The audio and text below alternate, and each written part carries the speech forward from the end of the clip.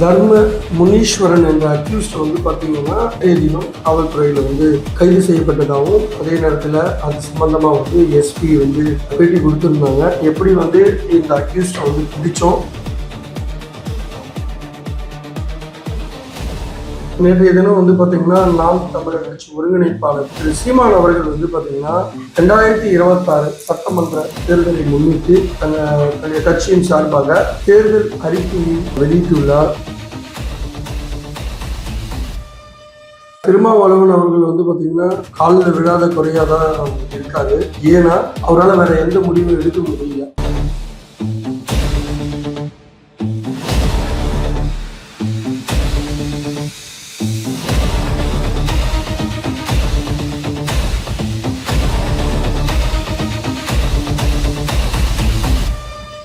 HKS voice media நேயர்களுக்கு வணக்கம். கேள்விக்கு என்ன பதில் நிகழ்ச்சிக்கு உங்களை அன்புடன் வரவேற்கிறோம். நமது சமூகத்தில் தினம்தோறும் நடக்கும் நிகழ்வுகள், அரசியல் மாற்றங்கள் மற்றும் நீதி கேட்டு நிற்கும் அநீதிகள் என ஒவ்வொன்றையும் அலசுவதுதான் இந்த நிகழ்ச்சியின் நோக்கம். இன்று நம்முடன் விவாதிக்க பல கோணங்களில் சமூகத்தை உற்று நோக்கும் நமது ஆசிரியர் ஹரிகிருஷ்ணன் அவர்கள் இணைந்திருக்கிறார். வாங்க நம்ம வீடியோக்குள்ள போலாம். அதுக்கு முன்னாடி மக்களாகிய நீங்க ஃபர்ஸ்ட் டைம் பாக்குறீங்கன்னா நம்ம சேனலை சப்ஸ்கிரைப் பண்ணிக்கோங்க. கூடவே இந்த பெல் கிளிக் பண்ணிக்கோங்க. வணக்கம் சார். வணக்கம் சார். பரபரப்பு ஏற்படுத்திய +2 மாணவி கொலையில் பிரபல ரவுடி தர்ம முனீஸ்வரன் அதிரடியாக கைது செய்யப்பட்டான். அவன் இதுபோல் பல குற்றங்களை செய்து தற்பொழுது ஜாமீனில் வெளிவந்த குற்றவாளி. இதில் காவல்துறை சரியாக செயல்பட்டு இந்த குற்றவாளியை பிடித்துள்ளார்களா? இதை பற்றி உங்க கருத்து என்ன சார்? ஆக்சுவலி தர்ம முனீஸ்வரன் என்ற அக்யூஸ்ட் பாத்தீங்கன்னா தினம் காவல்துறையில கைது செய்யப்பட்டதாகவும் அதே நேரத்துல அது சம்பந்தமா எஸ்பி பேட்டி கொடுத்திருந்தாங்க. எப்படி இந்த அக்யூஸ்ட் பிடிச்சோம், என்ன மாதிரி டெஸ்ட், சயின்டிபிக்கான டெஸ்ட் எல்லாம் பண்ணி ப்ரூஃப் பண்ணோம் அப்படின்ற மாதிரி சொல்லியிருக்காரு. ஸோ நல்ல விஷயங்கள். இந்த மாதிரி விஷயத்த பிடிச்சது. அதே நேரத்துல பாத்தீங்கன்னா அந்த பெற்றோருக்கும் அட்லீஸ்ட் தன் குழந்தை இருந்தது ஒரு குற்றவாளியை பிடிச்சிட்டோம் அப்படின்ற ஒரு மன நிம்மதி ஏற்பட்டிருக்கும். ஏன்னா தப்பு செஞ்சவன் எங்கேயோ இருக்கான், என் பொண்ணவனை விடக்கூடாதுன்றது எல்லாருக்குமே இருக்கக்கூடிய ஒரு விஷயங்கள். ஸோ அதே நேரத்துல பாத்தீங்கன்னா நாம கேட்கக்கூடிய ஒரு கேள்வி என்ன அப்படின்னு பாத்தீங்கன்னா, இந்த குழந்தைய துடிக்க கொண்டு இருக்கான், இவனெல்லாம் சும்மாவே விடக்கூடாது, இவனை சாகும் வரை தூக்கிலிடணும். அதுல நோ டவுட். அதே நேரத்துல இந்த வழக்கை காவல்துறை எவ்வளவு மெத்தனமாக கையாண்டிருக்காங்கன்னு தான் நம்ம சொல்லணும். நான் கேட்கறது என்ன அப்படின்னா, 10 தனிப்படைகள் அமைச்சிருக்குன்னு சொல்றாங்க. 98 கேமராஸ் ஆராய்ச்சி பண்ணும், சோதனை பண்ணுன்றாங்க. அதுக்கு ஒரு ஸ்பெஷல் டீமை போட்டுன்றாங்க. சயின்டிபிக்கா ப்ரூவ் பண்றதுக்கு ஒரு ஸ்பெஷல் டீமை போட்டுன்றாங்க. பழைய குற்றவாளியை ஃபாலோ பண்றதுக்கு ஒரு ஸ்பெஷல் டீமை போட்டுன்றாங்க. நாங்க கேட்கக்கூடிய கேள்விகளை என்னன்னா, குற்றம் நடந்த பிறகு இவ்வளோ இனிஷியேட்டிவ் எடுக்கிற காவல்துறை குற்றம் நடக்கிறதுக்கு முன்னாடி அதை ப்ரிவென்ட் பண்றதுக்கு என்ன மாதிரி எல்லாம் நடவடிக்கை எடுத்தீங்க அப்படின்றதுதான் இதுல $1 மில்லியன் கொஸ்டின்ஸ். உதாரணமா பாத்தீங்கன்னா, இந்த தாய் தான் குழந்தை வரலன்னு ஒரு 1 hourல ஒரு குழந்தை வரல தேடி பார்க்கறாங்க, கிடைக்கலன்னு சொல்லும் போது காவல்துறை கிட்ட சொல்லும் போது அந்த காவல்துறை உடனடியாக செயல்பட்டு இருந்தாலும் அட்லீஸ்ட் நீங்க ப்ரிவென்டான ஆக்டிவோ ப்ரிவென்டான முடிவு எதுவுமே எடுக்கிறதுக்கு முன்னாடி அதை தடுக்கக்கூடிய வகையில எந்த முடிவு எடுக்கல. ஓகே, விட்டுருங்க. அட்லீஸ்ட் அந்த கரண்ட் சினாரியோல அந்த மாதிரி ஒரு கம்ப்ளைண்ட் நடந்தது, அந்த காவல்துறை அதிகாரிகளோ அல்லது அந்த காவல்துறையை போய் அணுகும் போது அவங்க ஒரு கனிவான ஒரு வார்த்தையை சொல்லி உடனே ஒரு போலீஸை போட்டு அனுப்பியிருந்தாங்கன்னா இந்த பிரச்சனையெல்லாம் நடந்திருக்காது. சரி, அதே நேரத்துல குறைஞ்சது 10 நாள் ஆயிருக்கு இந்த குற்றவாளியை கண்டுபிடிக்க உங்களுக்கு. சரி, 98 கேமரால கண்டுபிடிச்சோம், 1 by 1 நாங்க ஸ்கூட்னிங் பண்ணோம், ஒன்னோட ஒன்னு ரெலவெண்டா இருக்கா அப்படின்னு சொல்லி பார்த்தோன்னு சொல்றீங்க. ஃபைனலா எந்த அடிப்படையில இவன் தான் நீங்க பிக்ஸ் பண்ணீங்க? அதுக்கு உங்களுக்கு 10 நாள் தேவைப்பட்டுதா? அதே நேரத்துல இந்த மாதிரி ஒரு பழைய குற்றவாளி ஒருத்தர் இருக்கிறான் அப்படின்னு உங்களுக்கு தெரியுதுன்னா, இதே விளாத்திக்குளம் பகுதியில தான் 65 வயது மதிக்கத்தக்க ஒரு பாட்டியம்மாவை 2020 பாத்தீங்கன்னா கற்பழிச்சு கொலை செஞ்சிருக்கோம். அப்படி இருக்கிற ஒரு குற்றவாளி தினந்தோறும் பாத்தீங்கன்னா தூத்துக்குடி மகளிர் நீதிமன்றத்துல கையெழுத்து போட்டு போறான். சோ உங்களுக்கு இந்த மாதிரி ஒரு கொடுங்கோல புரிஞ்சவன் ஒரு 65 வயது பாட்டியே கொண்டு இருக்கான் ட்ரைவ் பண்ணி. அந்த மாதிரி ஒரு அயோக்கியனை நீங்க சர்வ சாதாரணமா விட்டுட்டு இன்னைக்கு பாத்தீங்கன்னா அவனை பிடிச்சிட்டோம், சயின்டிபிக்கா ப்ரூவ் பண்ணோம் அப்படின்னு சொல்றீங்க. பல காரணங்கள் சொல்லப்பட்டாலும் இது காவல்துறையோட மெத்தன போக்கு தான் காட்டுது. கடந்த 10 நாளா இவனை உங்களால பிடிக்க முடியலையா? இவன் பைக், இவங்க சொல்ற ஸ்டோரி எல்லாம் பாத்தீங்கன்னா, இவனோட பைக்கை குற்றம் நடந்த பகுதியில விட்டுட்டு போனதா சொல்றாங்க. சரி, இந்த பைக்கை நீங்க அப்பயே கண்டுபிடிக்கும் போது குற்றம் நடந்த பைக்கு, இந்த பைக்கு ராமநாதபுரம் மாவட்டத்தில் உள்ள பார்த்திபன் என்றவருக்கு சொந்தமானதுன்னு சொல்றாங்க. அவருமே கம்ப்ளைண்ட் கொடுத்துட்டாரு. அந்த கம்ப்ளைண்ட் கொடுத்த போது ஈஸியா உங்களுக்கு வந்து மேட் அவுட் ஆயிட்டு இருக்கும். இந்த பைக்கை திருடினவன் யாரு, இந்த 98 கேமரால நீங்க சுத்து வட்டாரத்துல தேடிட்டு இருந்தா அதுக்கு ஒரு ஸ்பெஷல் டீம் வச்சுன்னு சொல்றீங்க. நீங்க ஸ்ட்ரெயிட்டாவே இந்த பைக் ஒரு அனாதையா ஒரு இடத்துல நிக்குது அப்படின்னா, அபார்டட் பைக் ஒன்று நிக்குதுன்னா, நீங்க இமிடியேட்டா அந்த பைக்கு கொண்டாந்தது யாரு, இது யாரு கம்ப்ளைண்ட் கொடுத்தாங்க, இந்த பைக் ஏன் இங்க வந்து நின்னுது, இந்த பைக் இந்த 98 கேமரால எந்தெந்த வழியாலாம் போச்சு அப்படின்ற ஈஸியா கண்டுபிடிச்சிட்டு இவன் எங்க இருக்கான், இந்த பர்சன் யாரு அப்படின்றத நீங்க வந்து ஈஸியா ஒன்னோட ஒண்ணு சிங்க் பண்ணியிருந்தாவே இத்தனை நாள் இது ஆகியிருக்காது. அதோட சயின்டிபிக்கா ப்ரூவ் பண்ணணும் அப்படின்னு சொல்லி காவல்துறை கண்காணிப்பாளர் சொல்லியிருக்காரு. என்ன அப்படின்னா, அந்த பெண் தன்னை வந்து ஒருத்த வந்து வன்புணர்வு செய்ய முயற்சி பண்ணும்போது அவன் கூட போராடி இருக்கா. போராடும் போது அந்த நெயில்ல வந்து பாத்தீங்கன்னா அவனோட சதையோ இல்ல ரத்தமோ ஏதோ ஒரு பகுதியை அந்த நெகவோட கணுல இருந்திருக்கு. அதை எடுத்துட்டு DNA டெஸ்ட் பண்ணி நீங்க கண்டுபிடிச்சிருக்கீங்க. இதெல்லாம் குட் அண்ட் வெல். ஆனா இதை கண்டுபிடிக்கிறதுக்கும் இதை மேட் அவுட் பண்றதுக்கும் உங்களுக்கு 10 நாள் தேவைப்பட்டுதா? இதுக்கு வந்து 10 தனிப்படைகள் அமைக்கப்பட்டீங்களா? என்ன பண்ணிட்டு இருந்தீங்க?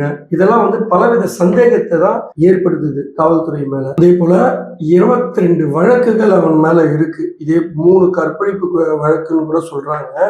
சோ இவ்வளவு வழக்குகள் இருக்கிற ஒரு பழைய குற்றவாளியை வந்து பாத்தீங்கன்னா ஏன் அவனை தொடர்ந்து கண்காணிப்பில் வைத்திருக்கவில்லை அப்படின்னு தான் நம்ம கேட்கிறோம். அதுவும் குறிப்பிட்ட இந்த மாதிரி கயவர்களை வந்து விடவே கூடாதுன்னு சொல்றேன். கொலை குற்றங்கள் பண்ணியிருக்கான், இதுவும் பண்ணியிருக்கான். இவனுக்கு வந்து பாத்தீங்கன்னா யாருமே இல்லைன்னு சொல்றாங்க. அதாவது பெரியவங்க வந்து அப்பா அம்மாவுமே இவன் இந்த மாதிரி ஒரு செயலில் ஈடுபடுறதுனால அவன் மேல வந்து வெறுப்பு உண்டாகுது. இவனுக்கு யாருமே இல்லை அப்படின்னு சொல்றாங்க. அப்படி யாருமே இல்லாதவனுக்கு எப்படி வந்து ஹைகோர்ட்ல போய் அவனுக்கு வந்து பாத்தீங்கன்னா தூத்துக்குடி மகிழா கோர்ட் வந்து பாத்தீங்கன்னா ஆயுள் தண்டனை கொடுக்குது. எதுக்காக அப்படின்னா, கீழா ஈரல் அப்படின்ற ஊர்ல இருக்கிற ஒரு வயதான பெண்மணி, அதாவது 65 வயது மதிக்கத்தக்க ஒரு பெண்மணியை வந்து வன்புணர்வு செய்து அவன் வந்து கொலை செய்து விடுகிறான். இதுக்காக அவனுக்கு வந்து ஆயுள் தண்டனை விதிக்கிறாங்க. இப்படிப்பட்டவனுக்கு பாத்தீங்கன்னா ஹைகோர்ட்ல போயிட்டு இவனுக்கு பெயில் வாங்கி தர அளவுக்கு இவனுக்கு ஆள்பலங்கள் இருக்கிறதுன்னா பாத்துக்குங்க. அப்ப இவன் எந்த மாதிரி ஒரு கைவன், இவனுக்கு பின்னாடி யாரு இருக்காங்க, இவங்களெல்லாம் சும்மாவே விடக்கூடாது. இந்த மாதிரி பண்றவங்களுக்கு பின்னாடி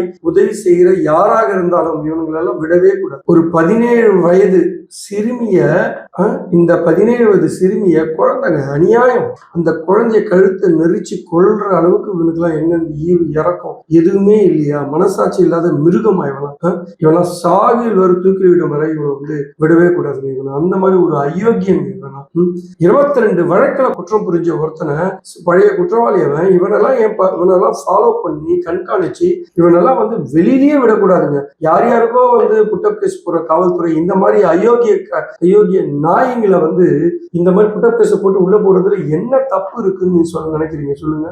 அப்படிப்பட்டவங்க எல்லாம் விட்டுறீங்க. இப்போ இது மாதிரி ஒரு இன்சிடென்ட் நடந்துட்டு பிறகு இப்போ வந்து எஸ்பி சார் சொல்றாங்க அங்கங்க வந்து சிசிடிவி கேமரா போடுறதுக்கு நாங்க முன்னேற்பாடு வந்து செய்து கொண்டிருக்கிறோம் அப்படின்றாங்க. சோ விவசாய இடத்துல நிறைய இடத்துல வந்து பாத்தீங்கன்னா மரம் செடி கொடி இதெல்லாம் வளர்ந்து அடர்த்தியா இருக்கு. இங்கெல்லாம் வந்து பெண்களுக்கு பாதுகாப்பு கொடுக்கறதுக்கு கேமராவை பிக்ஸ் பண்ணுங்க.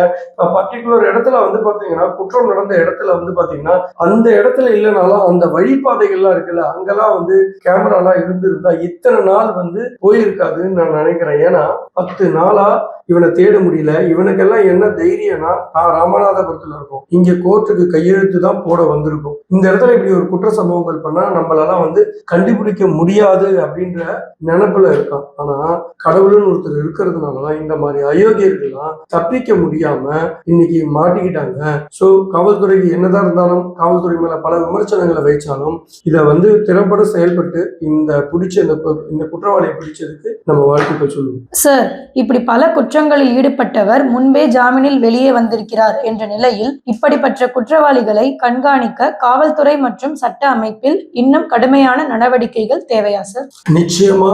என்ன கேட்டீங்கன்னா, இந்த மாதிரி குற்றவாளிகளை தொடர்ந்து கண்காணிப்பதற்கு வந்து பாத்தீங்கன்னா என்ன கேட்டீங்கன்னா ஒரு விங்கே கூட நம்ம செயல்படலாம். இப்போ தற்பொழுது இதுக்கெல்லாம் என்ன பண்றாங்கன்னா, இருக்கிற டிபார்ட்மெண்ட்லயே வந்து பாத்தீங்கன்னா இப்ப லாண்ட் ஆர்டர் இருக்குன்னா அங்கங்க ஒரு இன்ஸ்பெக்டருக்கு ஒரு ஸ்பெஷல் டீம் இருக்கும், ஏசிக்கு ஒரு ஸ்பெஷல் டீம் வச்சிருப்பாங்க, டிசி ஒரு ஸ்பெஷல் டீம் வச்சிருப்பாங்க, வச்சிருப்பாங்க, ஜாயிண்ட் கமிஷனர் ஒரு ஸ்பெஷல் டீம் வச்சிருப்பாங்க. இப்படி அங்கங்க ஒரு ஸ்பெஷல் டீம் வச்சுட்டு ஸோ இந்த மாதிரி குற்றவாளிகளை கண்காணிக்கிறதுக்காகவே இந்த மாதிரி இப்போ ஃபார் எக்ஸாம்பிள் இந்த டீம்ல இருக்கிறவங்களே இப்போ யார் யாரெல்லாம் வெளியில வந்திருக்கான், இப்போ இந்த மாதிரி குற்ற செயலில் ஈடுபட்டவன் தொடர்ந்து இந்த மாதிரி குற்ற செயலில் தான் ஈடுபடுவான். ஸோ இவனுங்களெல்லாம் கண்காணிச்சு இவனுங்க என்ன செய்யப்படுறாங்க அப்படின்றது அப்பப்போ ஸ்டேஷன்ல கூப்பிட்டு அவங்கள வந்து ஒரு தணிக்கை என்ற பேர்ல வந்து விசாரிச்சு இது போல தொடர்ந்து செயல்படக்கூடாதுன்னு அவங்களுக்கு வந்து அறிவுரைகளை கூறுவதோடு மட்டும் இல்லாமல் அவங்களுக்கு வந்து பாத்தீங்கன்னா சயின்டிபிக்கா வந்து மனநல மருத்துவர் மூலயமா இந்த மாதிரி செய்யக்கூடாது, இந்த மாதிரி பண்றது தப்பு, இதோட விளைவுகள் எப்படி இருக்கும், இந்த மாதிரி விஷயங்களை கூட இவங்களுக்கு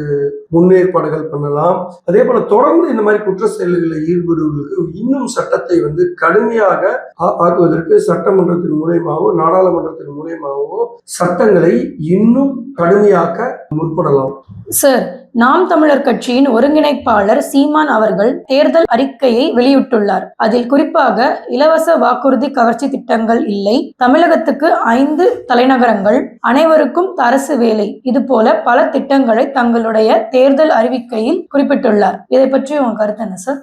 இன்னைக்கு நேற்றைய தினம் வந்து பாத்தீங்கன்னா நாம் தமிழர் கட்சி ஒருங்கிணைப்பாளர் திரு சீமான் அவர்கள் வந்து பாத்தீங்கன்னா 2026 சட்டமன்ற தேர்தலை முன்னிட்டு தன்னுடைய கட்சியின் சார்பாக தேர்தல் அறிக்கையை வெளியிட்டுள்ளார். அதில் நிறைய நல்ல விஷயங்கள் இருக்கு. அதே நேரத்துல இதெல்லாம் வந்து சாத்தியப்படுமா அப்படின்னு கேட்டீங்கன்னா அதுதான் வந்து ரொம்ப பெரிய ஒரு $1 மில்லியன் கேள்வி. ஸோ 5 தலைநகரங்கள் அப்படின்னு சொல்லி குறிப்பா அவர் குறிப்பிட்டிருக்காரு. அதுல வந்து பாத்தீங்கன்னா சென்னை, திருச்சி, மதுரை, கோயம்புத்தூர், கன்னியாகுமரி இதை நிர்வாக ரீதியா பிரிச்சிருக்காரு. அதாவது சென்னையை வந்து பாத்தீங்கன்னா கல்வி, மருத்துவம், வேலை வாய்ப்பு இந்த மாதிரி விஷயத்துக்கும், திருச்சியை எடுத்துக்கிட்டீங்கன்னா நிர்வாக தலைநகராகவும், அதே போல வந்து நிர்வாகம், சட்டமன்றம், வருவாய்த்துறை மற்றும் பொது நிர்வாகம் இந்த மாதிரி விஷயத்துக்கு திருச்சியும், மதுரையை பொறுத்த வரைக்கும் வந்து பாத்தீங்கன்னா மொழி, கலை, பண்பாடு இந்த மாதிரி வகைக்கு வந்து ஒரு தலைநகராக பிரிச்சதாகவும், கோவையை பொறுத்த வரைக்கும் தொழில் மற்றும் வணிக தலைநகரம் இது சம்பந்தமா பிரிச்ச மாதிரியும், கன்னியாகுமரியை வந்து தமிழர் மொழியியல் தலைநகரம் அப்படின்னு சொல்லி ஒரு 5 தலைநகரமாக பிரிச்சிருக்காரு. ஸோ நீங்க இதுல வந்து நீங்க பொதுவா பாத்தீங்கன்னா இது வந்து சாத்தியப்படுமான்னு கேட்டீங்கன்னா நிச்சயமா சாத்தியப்படாது அப்படின்னு தான் நான் சொல்ல முடியும். ஏன் அப்படின்னா நிர்வாக சட்ட சிக்கல் ஏற்படும். ஒரு விஷயம் நடக்கணும், ஒரு ஒரு ஒரு விஷயத்த வந்து இமிடியேட்டா கோஆர்டினேட் பண்ணணும் அப்படின்னு நினைக்கும் போது, இமிடியேட்டா வந்து இம்ப்ளிமெண்ட் பண்ணணும் அப்படின்னு நினைக்கும் போது அமைச்சர்களாக இருக்கட்டும், IAS, IPS ஆபீசரா இருக்கட்டும், இவங்க எல்லாரையும் ஒரே இடத்துல வச்சு வேலை வாங்கும் போது அந்த விஷயங்கள் ரொம்ப ஸ்பீடா நடக்கும், எந்த நிர்வாக சட்ட சிக்கலும் ஏற்படாம இருக்கும். இதுக்கு முன்னாடி ஆண்டவர்களுக்கு தெரியாமலாம் இல்ல. இது 1-2 தலைநகரம்னா கூட ஒரு சாத்தியக்கூறுகள் இருக்கிறது. 5 தலைநகர்கள் அப்படின்னு சொல்றது வந்து பாத்தீங்கன்னா நிச்சயமா நிர்வாக சிக்கலுக்கு தான் அது வழிவகுக்கும். அது வந்து சாத்தியப்படாதுன்னு தான் நான் நினைக்கிறேன். அதே போல அனைவருக்கும் அரசு வேலை அப்படின்னு சொல்றாரு. ஸோ உண்மையிலே இதெல்லாம் வந்து நடந்தா நல்ல விஷயம்தான். ஆனா அனைவருக்கும் அரசு வேலை அப்படின்னும் போது பாத்தீங்கன்னா எங்க இருக்கு பணம்? ஸோ உதாரணத்துக்கு தற்சமயம் வந்து இருக்கிற அரசு ஊழியர்களுக்கே வந்து பாத்தீங்கன்னா சம்பளம் கொடுக்கறதுக்கு வர வருமானம், அதாவது தமிழகத்து அரசுக்கு வருகின்ற வருமானமே வந்து பாத்தீங்கன்னா இதுக்கே பாதி போயிடுது. ஸோ நாட்டை வந்து இம்ப்ளிமெண்ட் பண்றதுக்கு, அதாவது தமிழ்நாடு வளர்ச்சி பாதையில் கொண்டு போறதுக்கு பல்வேறு வந்து வகையான வளர்ச்சிக்கு வந்து திட்டங்களை வகுக்கிறதுக்கு கஜானால வந்து பணம் இல்லை. இதுவே உலக வங்கி கிட்ட இருந்து வாங்கிதான் இருக்கிற வந்து மற்ற விஷயங்களையும் நம்ம செயல்பட்டு இருக்கோம். அதே போல நாட்டுல எப்படி பணம் வந்து வருமானம் இருக்கு தமிழகத்துக்கு அப்படின்னு வந்து பாத்தீங்கன்னா இன்னைக்கு மெஜாரிட்டியா வந்து மதுக்கடைகளை நம்பிதான் இன்னைக்கு வருமானமே இருக்கு. ஸோ அதாவது டாஸ்மார்க்கை நம்பிதான் இன்னைக்கு வருமானமே இருக்கு. அதுல வர வருமானத்தை வச்சுதான் வந்து பாத்தீங்கன்னா நம்ம நிறைய வந்து இன்ஃப்ராஸ்ட்ரக்சர் டெவலப்மெண்ட்டுக்கு வந்து நம்ம வந்து யூஸ் பண்றோம். அது போக இதுல 50% ஆஃப் பேமெண்ட் வந்து பாத்தீங்கன்னா அரசு ஊழியர்களுக்கு சம்பளமாக போகுது. அப்படி இருக்கக்குள்ள இருக்கிற இன்னுமே நான் வந்து அனைவருக்கும் அரசு வேலை தருவேன் அப்படின்னு சொல்றது வந்து நிறைய சட்ட சிக்கலை உண்டாக்கும். அதே போல வந்து பாத்தீங்கன்னா நம்முடைய அரசியல் அமைப்பு எப்படி சொல்லுதுன்னா கூட்டாட்சி தத்துவம், அந்த அடிப்படையில தான் நாம வந்து இருக்கோம். மாநில அரசும் மத்திய அரசும் இணைந்து செயல்படக்கூடிய வகையில தான் இது நாள் வரைக்கும் நம்ம அரசியல் அமைப்பு முறையும் இருக்கு, அந்த ஆட்சியும் நடந்துட்டு இருக்கு. ஆனா இவர் சொல்ற விஷயங்கள் நிறைய வந்து ஒத்து போகுமா அப்படின்னு கேட்டா முடியாது. உதாரணத்துக்கு கல்வி வந்து பாத்தீங்கன்னா பொதுப்பட்டியலில் இருக்கு. ஸோ அவர் வந்து மாநில பட்டியலுக்கு கொண்டு வரணும்னு சொல்றாரு. ஸோ அதே போல ஃபண்டு, அதாவது ஃபினான்ஸ், நமக்கு ஜிஎஸ்டி இதெல்லாம் வந்து பாத்தீங்கன்னா சென்ட்ரல் கவர்மெண்ட்ல தான் இருக்கு. ஸோ அவங்கள அதை அடிப்படையா வச்சுதான் நமக்கு வந்து நிதிகள் எல்லாம் ஒதுக்குறாங்க.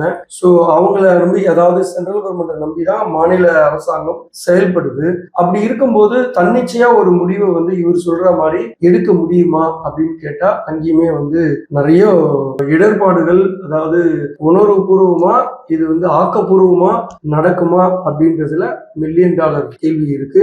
ஸோ பட் அவர் வந்து நல்ல விஷயங்கள் என்னன்னா, இலவசங்கள் கொடுத்து மக்களை முட்டாளாக்குவதை விட இதை வந்து இலவசங்கள் இல்லாம கவர்ச்சி திட்டங்கள், இலவசம் என்ற பெயரில் கவர்ச்சி திட்டங்கள் எதுவும் இல்லாம அவர் எடுத்திருக்கின்ற முயற்சியை வந்து நிச்சயமா பாராட்டணும் தான் நான் சொல்றேன். இந்த தேர்தல் அறிக்கையை வந்து பாத்தீங்கன்னா நிறைய விஷயங்கள், சாத்தியம் இல்லாத விஷயங்கள் இருக்கிறது. சில நல்ல விஷயங்கள், இலவசம் என்ற பெயரில் மக்களை முட்டாளாக்க துடிக்கும் இன்றைய அரசியல்வாதிகளுக்கு மத்தியில் ஒரு தனித்துவமான முறையில் சிந்தித்து இந்த தேர்தல் அறிக்கையை வெளியிட்டிருக்கிறார் எங்கள் லண்டன் சீமான் அவர்கள். சார், திமுக கூட்டணியில் உள்ள விடுதலை சிறுத்தை கட்சிக்கு இன்னும் தொகுதி ஒதுக்கப்படாததால் திருமாவளவன் அவர்கள் நேற்றைய தினம் தமிழக முதல்வர் மு.க.ஸ்டாலின் அவர்களை முதல்வர் இல்லத்தில் சந்தித்து பேசினார். எதற்காக இந்த சந்திப்பு நடந்தது? இன்னும் அவர்களுக்குள் ஒருமித்த கருத்து ஏற்படவில்லையா அல்லது வேற ஏதாவது காரணங்கள் இருக்கா? ஆக்சுவலி திருமாவளவன் அவர்கள் வந்து பாத்தீங்கன்னா காலில் விழாத குறையாதான் இருக்காரு. ஏன்னா அவரால் வேற எந்த முடிவும் எடுக்க முடியல. அவரு கேட்கிற 12 தொகுதி லிஸ்ட் கொடுத்ததா சொல்றாங்க. அதுல வந்து 10 தொகுதி தனக்கு ஒதுக்கப்பட வேண்டும் என்று அவர் சொல்றாரு. ஆனா திமுக தரப்பில் வந்து பாத்தீங்கன்னா அவருக்கு 5 தொகுதிகள் தான் ஒதுக்கப்படும் என்று பாத்தீங்கன்னா திமுகவோட தேர்தல் குழு, ஐவர் குழு வந்து திட்டவட்டமா சொல்லிட்டாங்க. அவரு மீண்டும் 2 கட்டமா பேச்சுவார்த்தை திமுகவோட தேர்தல் குழுவோடு நடந்தது. எந்த விதமான முன்னேற்றமும் ஏற்படல. இதுல கொஞ்சம் விரக்தி ஆயிட்டாருன்னு சொல்றாங்க. காரணம் என்ன அப்படின்னா, காங்கிரஸுக்கு கடந்த முறை 25 சீட்டு கொடுத்தாங்க, இந்த வாட்டி 3 சீட்டு கூடி கொடுத்துட்டாங்க. அதே போல தேசிய முற்போக்கு திராவிட கழகம் அவங்களுக்கு ஆல்ரெடி ஒரு ராஜ்யசபா சீட்டை கொடுத்துட்டு, அதுக்கப்புறம் பத்திரிகை செய்தியில எல்லாம் அவங்க கேள்விப்படுறதை வச்சு அவங்களுக்கு 10 சீட்டு கொடுக்க போறதா சொல்லப்படுகிறது.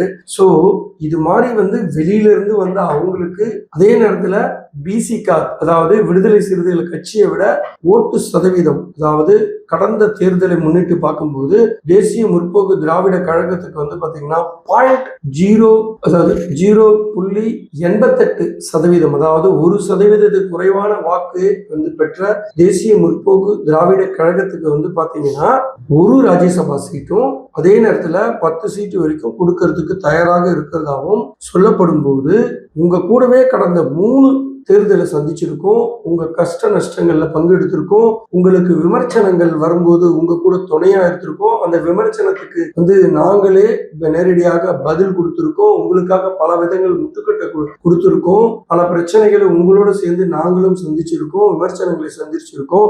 அப்படி இருக்கிற சூழ்நிலையில எங்களுக்கு 5 சீட்டு தான் கொடுக்குறீங்களான்னு சொல்லி கெஞ்சாத குறையா பார்த்ததாக தான் நான் நினைக்கிறேன். இது எவ்வளவு ஒரு திருமாவளவன் இப்படி தரந்தாழ்ந்து போயிட்டாரே அப்படின்னு தான் தோணுது.